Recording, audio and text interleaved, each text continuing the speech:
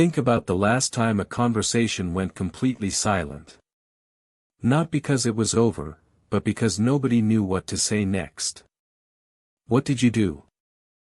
Did you rush to fill it? Did you feel a wave of panic? Did you sit back and feel perfectly fine? Or did you go quiet on purpose, to make a point?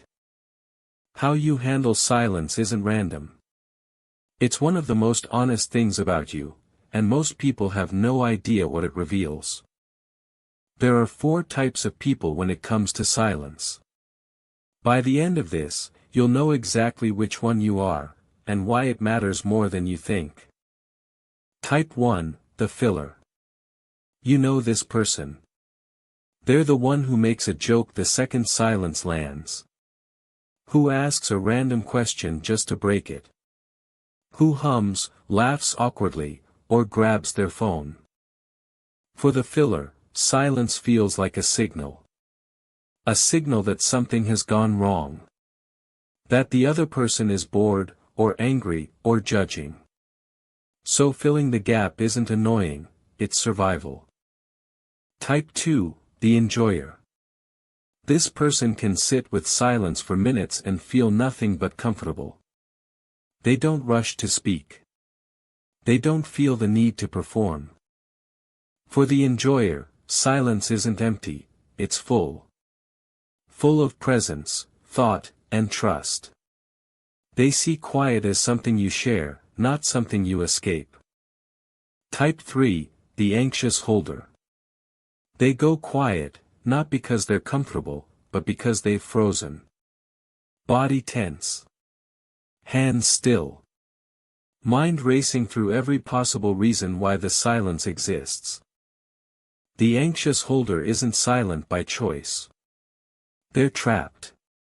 Their nervous system has interpreted the pause as a threat, and while they look composed on the outside, they're barely holding it together. Type 4, the weaponizer. This person knows exactly what silence can do, and they use it. They go quiet when they're upset. They stop responding to make you feel the weight of their displeasure. The weaponizer isn't always aware they're doing it. For some, silence is just what they learned. In their childhood home, going quiet meant you were in control. And they never unlearned it.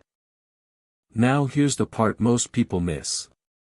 We talk about silence like it's one thing. But silence between 2 people is always a negotiation. And who blinks first, or doesn't, tells you everything about the power dynamic between them. Here's the reversal. Silence isn't a problem to solve. It's a signal to read. The discomfort you feel in silence isn't coming from the other person, it's coming from you. From your own unmet need for certainty, approval, or control. When you learn to sit with silence without reacting to it, something changes. You stop performing. You stop defending. And the other person finally gets to stop managing you. For the filler, practice the pause. Count 3 seconds before you speak. Notice that nobody died.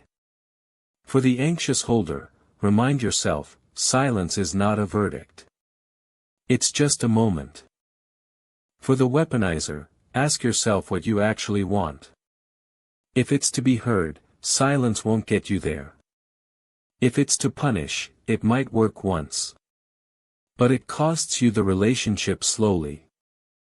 For the enjoyer, remember that not everyone speaks your language. What feels natural to you can feel terrifying to a filler or devastating to an anxious holder.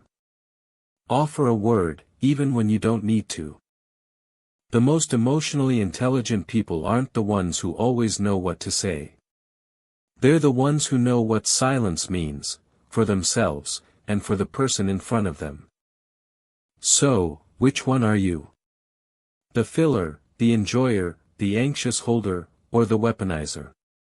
Tell me in the comments. And be honest. The silence before you answer is already telling us something.